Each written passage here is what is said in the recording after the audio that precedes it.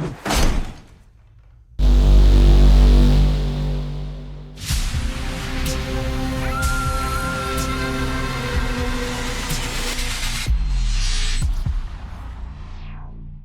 YouTube and welcome back to Classically Weird. My name is Headmaster Howard. And I'm Regana Ray. And today we are venturing through the world of Oculus. Oculus was actually a very, very interesting movie. This was my first watch through of this, and I thoroughly enjoyed it. I really, there are some great thematic elements to it. There are some great psychological elements to it. And like cinematically, I think they did great. Lighting, color tone, everything was phenomenal throughout. I would agree with you about everything you said with this movie. This is actually my second watch through. But what was interesting is it didn't make an imprint on me the first time I watched it, because I teetered back and forth when you and I were talking about reviewing this movie. And I kept saying, I think I've seen it. Oh, maybe not. But then as we were watching it, there were things I remembered, but I could not remember the ending. So it was exciting to rewatch it again. And I agree with you on all of the things that you said about it. And I'm looking forward to discussing it with you. Okay. Well, Oculus is a Mike Flanagan film. I'm a big fan of Mike Flanagan ever since we saw Haunting of Hill House, which was recommended to us from a coworker of mine. Which one? It was Cameron. Was it? Cameron recommended. Wow. Well, thank you, Cameron. We appreciate you so much. We should really just do a recap of that one, because not in this right now, but revisit it and discuss it. That might be a two-parter, though. That might be more than a two-parter, to be honest. That's a TV series. It is. It really was. But so it's the same director as that, and Mike Flanagan has an amazing style tonality to him. This was actually before Haunting of Hill House. This was one of his first. His was a early feature film that firmly establishes his obsession with trauma, unreliable perception, and time as an emotional weapon. Trauma. Yes, that trauma. Talk about that theme carrying on with him. Flashing between some major scenes in Haunting of, and I always say it wrong, Hill House. Oh, because the new one's Blythe Manor, isn't it? Mm-hmm. There's another one which we haven't watched yet. Anyways, but yes, it definitely saw some similarities in there, and trauma, as soon as you said trauma, that huge in both of these. You want another example that's also Mike Flanagan that has to deal with trauma and all of that? Do I know it? Yes, you do. What? Dr. Sleep. Stop. I love Dr. Sleep so much and was so disappointed that it was not on the 2026 list. True story. Love Dr. Sleep. But I am excited that in the future we are going to be doing The Shining. So we are.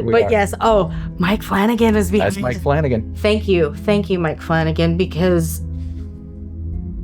that's in my top right now. I enjoyed that so much, and I don't want to go down a rabbit hole because we can do that in 2027. Yes, we can. Stay tuned. So the budget for this one was roughly about $5 million. That's not much when you're thinking feature film. 2014, correct? Correct. And $5 million, that's a chunk of change. It's a chunk of change for a normal everyday person, but if you think about it from the perspective of a feature film, that's not much budget to work with, especially because you got to pay the actors, you've got to get the crew, you've got to rent locations. All those things I'm not thinking about. Editors, etc. Writers. Did you say writers? No, I didn't say writers, but yeah. Okay, yes, giving credit to the writers as well. As far as editors go, Mike also edited it. Oh, so it was all his own vision. It was him. It was him. Wow. So this film was produced by Blumhouse. I love Blumhouse Studios. They are behind a lot of really good horror franchises. Such as? Five Nights at Freddy's. Oh, of course. Because you love Five Nights at Freddy. I do. I'm a fan of FNAF. I don't know all of the lore. I am not the lore keeper. That job belongs to a different YouTuber. But you do.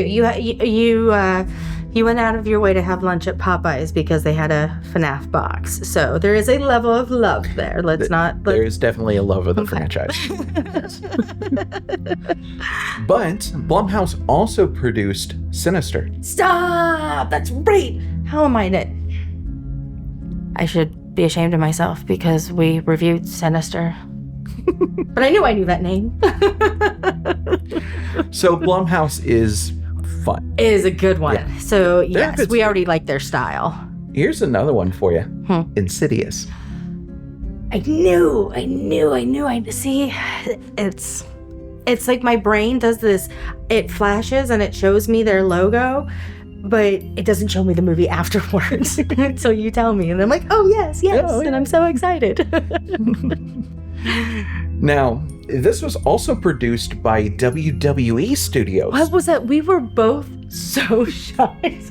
Like, what the hell is going on? We're both sitting in our bed getting ready to watch the movie, and WWE pops up, and you're like, what? I went back and paused it and went, why does Vince McMahon have his hands in this thing? It made me a little like, yes. But hey, it ended up being a phenomenal movie. It was very good. Yes. Very good. why WWE? I'll have to look into that. Putting money into it, money, effort, all of that. Hey, maybe it made them a good kickback. Who knows? Everybody's got their hands in something and dabbling in so many different things. So kudos to them. They did create something pretty awesome that we're sitting here talking about. Exactly. And is there not a The Undertaker? Wasn't there someone called The Undertaker in the WWE? Yeah. So I mean, it makes sense to like dabble in some horror flicks, right? I mean, they're aware of that horror is an investment and a good thing. Now, this oftentimes shows up on best horror films of the 2010s lists, as well as like most underrated film like discussions. This never won any like major awards, anything like that. No Oscars, no nothing. You hardly ever see horror movies at the Oscars anyways. But this didn't even like start tackling that. This gives more of like that cult following versus award-winning darling type movie. Okay. Yeah. Which I can see. I think this film really deserves more praise. I think it does. Man, did it have some body horror in it. It did. Whoa. Yes. So even on that level, if you are into some body horror kind of stuff, I mean, even just beyond the trauma, we said that the movies really tap into trauma, but yeah, if you like the body horror, totally go for it. Now, I think it's pretty obvious already, but is this a movie that we would recommend to people? Oh, yes. Yeah, I fully think so. Even on the second time watching it, it played with my emotions. It made me look at multiple aspects of life. It taps into paranormal versus psychology again, and confusion. There was so much confusion to even talk about this is confusing. All right, so if you have not already, go ahead, go watch the movie. Oculus, you can find it on Amazon Prime. That's where we watched it, and it's totally worth it. It's totally worth the time investment to go give it a look. I'm sure you can find it on other streaming platforms such as like YouTube video rentals, so on and so forth. There's a bunch of different options out there. But also, just as a fair point, we may have watched it at the time on Amazon Prime, but remember, sometimes they change around on their subscriptions and stuff. So sometimes you can rent it, sometimes you can see it for free. So just be mindful of that. And we are about to head into the spoiler section of this video. If you don't care about spoilers, or if you've seen it already and you want to join us for the conversation, buckle up.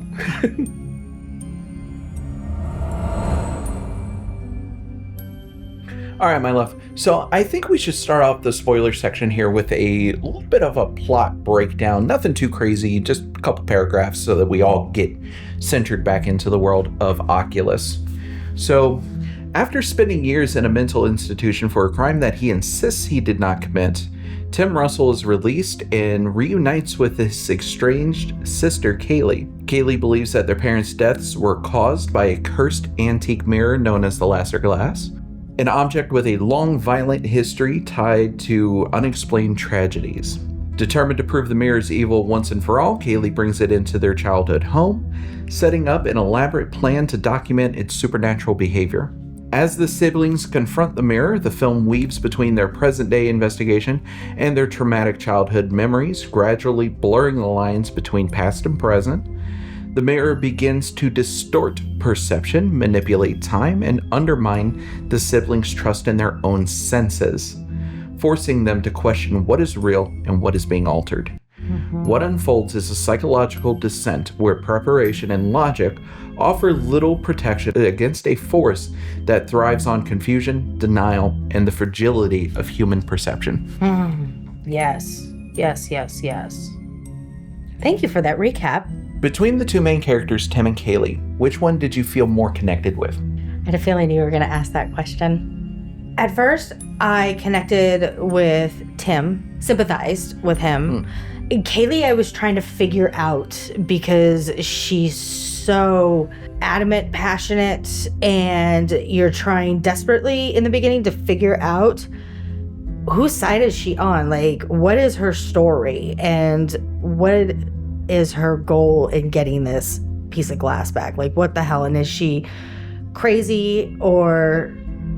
So I just didn't feel that connection. I was just very trying to figure her out. So I was sympathetic and related more to Tim in the beginning. What about you? For me, I empathized more with Kaylie, actually. Yeah. I connected more with her.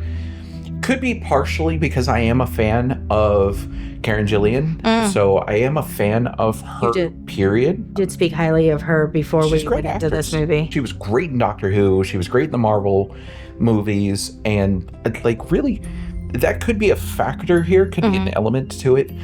But also, looking at really where I connected with her was when they got to the house.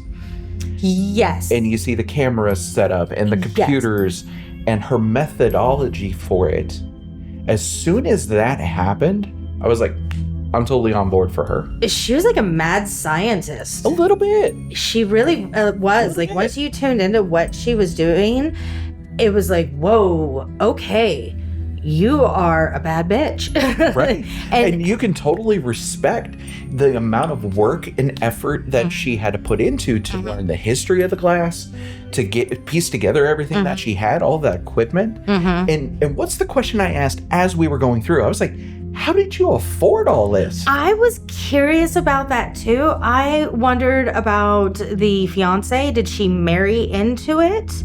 Or is that how she was being funded? Or did she get some sort of money from this being a huge case? Because we find out that her brother's in an institution because he killed their father. And so was there money that came out of something like reporting or anything interviews, like that? Because she did say something about managing and taking care of him, so he actually had the funds coming out of an institution to go stay in a hotel versus staying with her, because the settling of the estate. So I was wondering if there was some sort of that. And then also because she was so scientific, her levels of understanding and technology and history made me think that maybe she just buckled down and she got some really good scholarships, went through a schooling program, because the type of position that she was in, selling those level of antiques, because please remind me, what, if you recall it, because I don't remember the dollar amount that the lesser glass went up for in the bidding. What was I honestly, off the top of my head, I don't know. Okay, so those are high-end bidders. So to even be involved and to be able to have the connections that she did, she really put herself at a level and in a position to be able to steal this piece of glass for an evening to potentially destroy it was her strong belief in it. So, I mean, she was passionate about that this thing had destroyed their family. Absolutely. And you can tell her conviction throughout the entire interaction. She has a wavering moment where Tim has just been harping that this is all psychological. It's in your head. And he starts giving her case examples and real things that could explain what was going on. And they were so valid. They were so valid that I was getting confused too, because I wanted to fully be on board with Kaylie that this was potential, that things like this could happen, that strange reflections and haunted things can create chaos. So yeah, I wanted to be on her side with that. Well, that topic of it itself actually goes back to common antique mirror and mirror symbology as it is. It alters your perception of reality. Yes. There are so many stories about, like, Through the Looking Glass, for instance. Alice in Wonderland, Through the Looking That other Glass. side of the mirror is an entirely different realm. World. Yes. It's a whole different world, whole different perception. And through the whole movie, you're trying to figure out what realm it is. Are you seeing the reflections of what is really happening in the family? Or is the mother really going crazy? Are the kids really seeing what they're seeing? Or, it just twists you all up. It really does. It really does. So while I sympathize with Tim at the beginning, and I think I sympathized and connected with him all the way through because he ended up going to an institution because he killed his father, and what all of this happenings and what Kaylie's trying to fight for. So at any point, did you feel sympathy for him? Because he got, 11 years? It was 11 years that he was in the mental institution, I believe. 11 or 14 years. So that time period that he was in there, he got all this. It was 11 years. He got all of that therapy. So everything that he was saying was scientific. Even. But she even had, if you look at energy, I mean, her belief was just as valid if you know about things that suck out energy that can happen. But did you ever have any sympathy for Tim? Oh, I had a ton of sympathy for Tim. I did. As he was trying to explain the science and the psychology and all of that stuff, I could definitely feel for him. I was definitely like, man, you know what? Okay, you're trying to prove your point. You know, both sides are valid. Let's figure out what's going on. At the same time, he was refusing to have any faith whatsoever in what Kaylie was trying to present as her perception of reality and her memory. And there is something to be said that really, by the end of this, it comes out that really Tim was brainwashed out of what he knew to be the truth. As he was in that institution, they brainwashed him into more of the science, more of the psychology and all that stuff. All of it. Because throughout their when the tragedy happens, because let's remember the tragedy of it, that the mirror caused their mother to go insane, allegedly, maybe. And Tim ends up killing their father to protect them, basically. Yep. And to save them. So Tim gets taken away to an institution. So also, when you think about, I just got goosebumps. When you think about that type of mindset, Kaylie also was fighting for her brother because he did this to save them, because their father had also been, affected by the mirror. At what point in this film did you stop trusting what you were seeing? At what point did I stop trusting what I was seeing? I'm flashing through my head about the movie, so I'm because the buzzer keeps going off in my head. I hit you with some deep thought questions, don't I? You do. I'm looking up to Flora and Fauna. The scene that is flashing in my head, they're playing back the argument that they had just happened, because so we're at a point, she is recording everything, the timers are going off, they're eating, they're hydrating, because she has gone through all of the reasons why the lesser glass is dangerous, a dangerous object, that it's it can't be broken, it protects itself, and they start setting the camera, so she has all these cameras recording, and she has somebody calling her every hour on the hour to make sure that they're the fiance within that reality. So I think it's when they did that, when they watch themselves back, then you're like, what is going on? And when he kept flipping back, he's like, I gotta call my doctor, and he would try and get away from it, and then you wouldn't know, he would bounce back into another reality. So I just didn't know what to believe anymore. It was bouncing all over the place. That was the same point in which it flipped for me too. Okay. Because up until that point, everything could be explained logically. Mm-hmm. But then watching that back, that flip moment where they're having the argument and they're just in the room, they're just arguing back and forth, and then they wander out, kind of reset. That's also the moment where Kaylie kind of starts to falter in her belief. Then they go back into the room and the cameras are facing each other, and neither one of them remembers doing it. Yep. That's where it flipped for me too. Yep. And I almost didn't even remember. I had to kind of replay it too. I was like, did I see what I just saw? Twist. That was definitely the scene. That's that Mike Flanagan style. Oh my gosh. Yeah, even thinking about it just like nodded me all up. If you owned the Lasser glass, what would be your first rule? Okay, but here I have a question back. Do I know the history of the Lasser glass that Kaylie presents in the movie? Let's say yes. So the first because I'm actually in the market for a new mirror, I have recently thought about this. It would not be allowed into our home. It would have to enter in through the garage first and at that point it would be cleansed, blessed, and warded before it was allowed into our house. And a piece like that would not be in a family space. It would be in our classically weird space and monitored.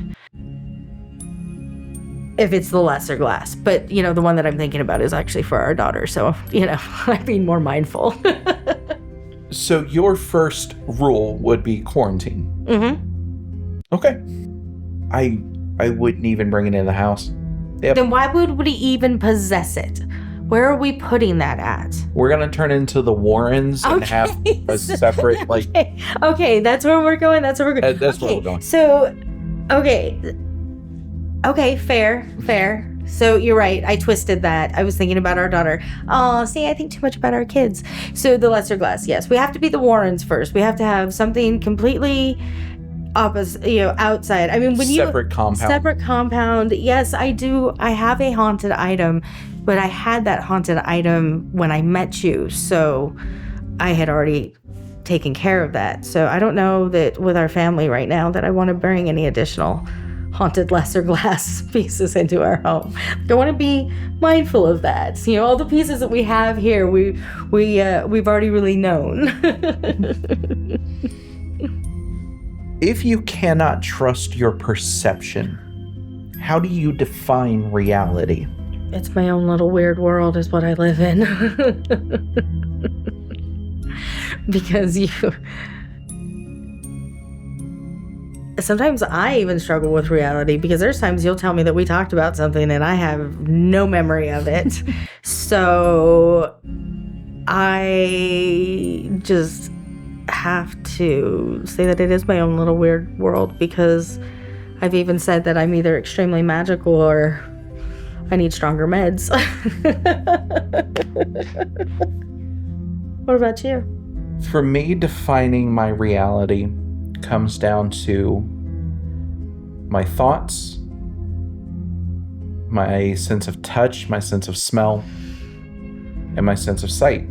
If what I am seeing and what I'm feeling is real to me, then that is my reality. Mm-hmm.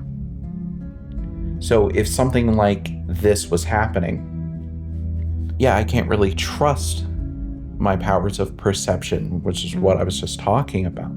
So really, it comes down to just do what you think is right, which is what we see Tim and Kaylie both do through this movie. They both try to act on what they believe is right. And at the end, that turns into a traumatic thing for Tim. Not only at this point has Tim killed their father in order to protect them, but he ends up killing his sister. The sister that was trying so damn hard to save him. Yeah. It's so sad. That ending shocked both of us. Okay. Yeah. Thank you for bringing up the ending, because I was just thinking about it and I didn't want to go too far off topic because I know we're still in the... But tearing up thinking about that ending, just that level of trauma, going through that again, because they layer the endings of them over each other. So as children and as adults. And hearing the screams and the cries and the don't forgets and the everything that Kaylie screams out to her brother, and he in his shock, and him screaming about the mirror. It's the mirror. It's the mirror. Yeah. And to look that absolutely crazy.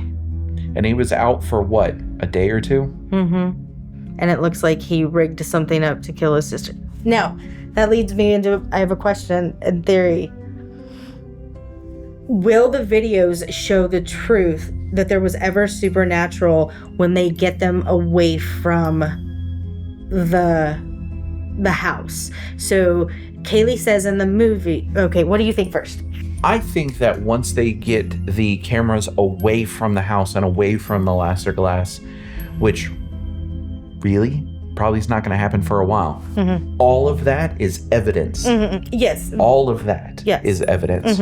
So they're going to be held in the same place for quite a while.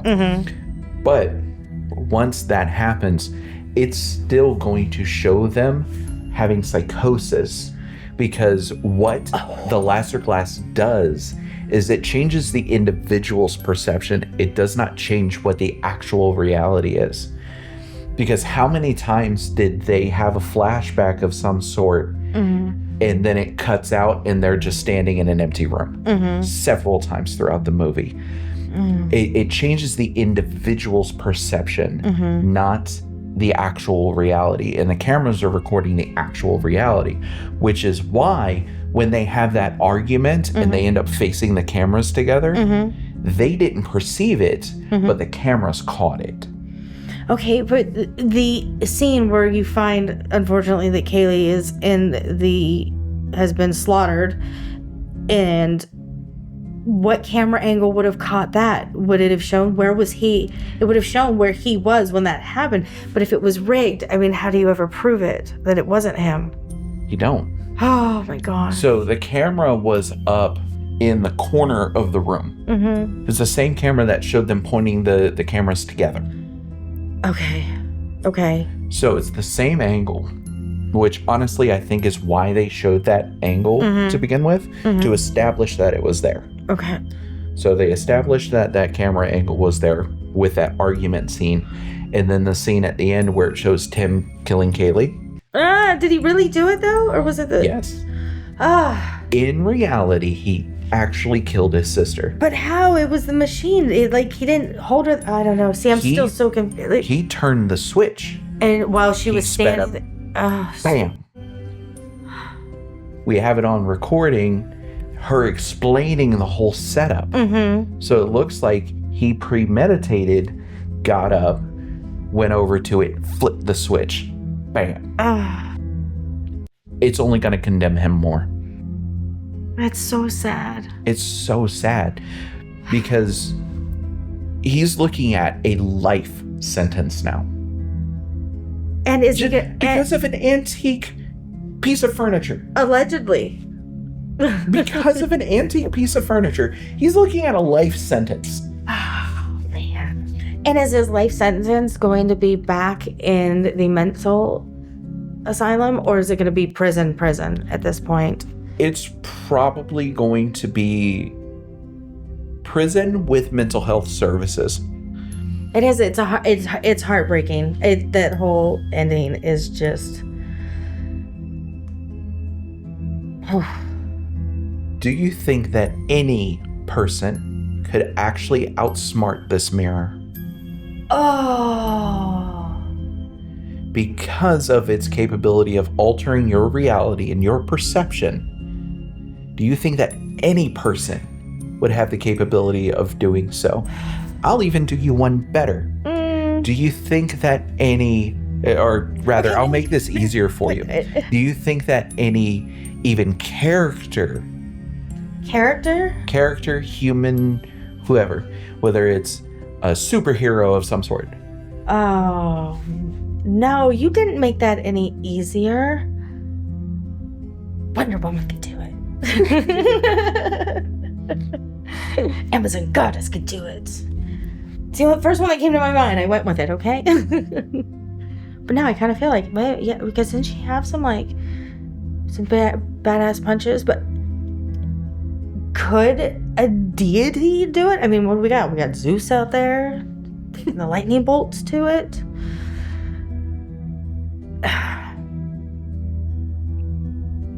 I'm thinking through the history of what she presented in this mirror. And if it is truly a haunted mirror and in this realm of existence, no, people probably could not defeat it, and it probably needs to be locked in a place and warded and studied even to see what its capabilities are. But that would be for people that are really wanting to go down into some deep, supernatural realms and testing things. But we see what the outcome could potentially be. But also the people that previously maybe didn't know all the intentions of the mirror, and they just died around them. What they're more to the story of what it was. So this is going to be a deep cut for some of you who have spent some time on YouTube and explored some strange stories and things like that. As you were mentioning, needs to be studied, needs to be locked away and studied and all of that. What flashed through my head, and if you know this, it probably did for you too, the SCP Foundation. This is going to be an SCP. What? It's a thing. I will educate you on it later. If you have not ever looked into that, it is totally a deep cut, and it is totally some dark, messes with your head stuff. What did I just create? Oh no, the reflections. Oh, the altering of reality. The altering of reality. Well, mirrors are portals. Yes, they are. People forget that mirrors are portals of energy. Water is portals of energy. And entities, this movie shows entities trapped within it. And what is harboring those energies? What is its intentions in creating and feeding off? I mean, that's almost, it's feeding off your agony and altering your reality to suck you into this other realm. So maybe people that it got past who didn't know you need to ward your mirrors. That is a really hard thing for me to say if I do not slow down. That you need to ward your mirrors, meaning protect them from being a portal of energy for things to casually pass through your home and space. One of the best ways that you can do that is through the usage of holy water. Yep. So, Yes. just a thing. That is just your side spiritual advisement from your Auntie Regana. So let us know in the comments below if you have an answer for whether or not any person, whether that is a real life human or a character of some sort, could actually defeat this mirror. I have thoroughly enjoyed this movie. I think this is definitely one that's going to go into a solid rotation for us. Like, we have a rotation of different horror movies and just movies in general that we like to revisit often. So things like The Conjuring and on the other end of the spectrum, Love Guru, like just Shrek, And that's not because of the kids. And it's not because of the kids. Those are movies we genuinely like. Or So I Married an Axe Murderer. Oh, I love So I Married an Axe Murderer. Exactly. But I think this is going to go into the rotation for us because this is a good one. This is a good one. This is a good one. And just, it also reminds me in, checking your mental health too when you're experiencing things.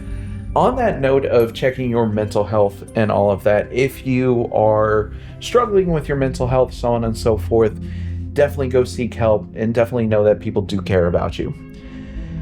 This movie also gives me a nice reminder to practice grounding quite often. So remembering what reality is. Getting out, feeling the ground beneath your feet, breathing the air. Oh my gosh. Yeah. Well, yes, I need to get you out from behind doing all your editings and hang out with our tree in our amazing space. Oh my gosh. I just had a realization. Sinister again. With the tree. You just tuned into it too. I tuned into that as soon as we did our walkthrough of this place. Oh my goddess. I just tuned into that. We still haven't checked the attic. We've been here 2 months and we still haven't checked the attic. But yes, I just tuned into that. You need to come out and spend time with the trees. So yes, grounding, very important. Good reminder for you too. And don't forget to like, comment, and subscribe in order to stay in this weird world of cinema with us. And thank you for joining us so far into 2026. We have the entire year planned out with different themes for every month. This month's theme is all around perception horror. So things that alter your mental state. So for instance, we start off this month with 13 Ghosts. Then we went into The Babadook. Now the Oculus. And our last one of this month, which is our next watch, you have time to go watch it, is Session 9. I do not recall ever seeing this movie, so this is going to be a first time for both. For me. Sorry, I spoke for you. But you spoke accurately. Okay. This is a first watch for me, too. This has Mr. CSI Miami himself, Mr. David Cusseau in it. Really? Yes. Oh. Yes. Okay. So, get your sunglasses ready. Yeah!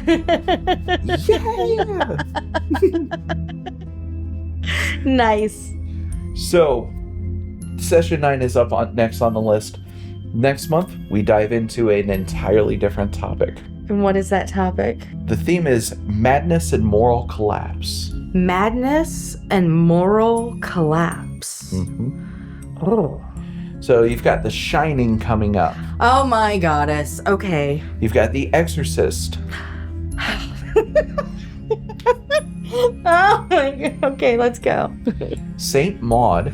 I have not. Saint Maud, I don't. You'll see. And The Devil Rides Out. And The Devil Rides Out. Okay. So 2 that we've never seen and 2 that we have seen. Oh, yes. Oh, I'm familiar with I'm very familiar with The Exorcist. Very. Yes. And, and that's exciting too because people have commented about Exorcist. So look forward to that.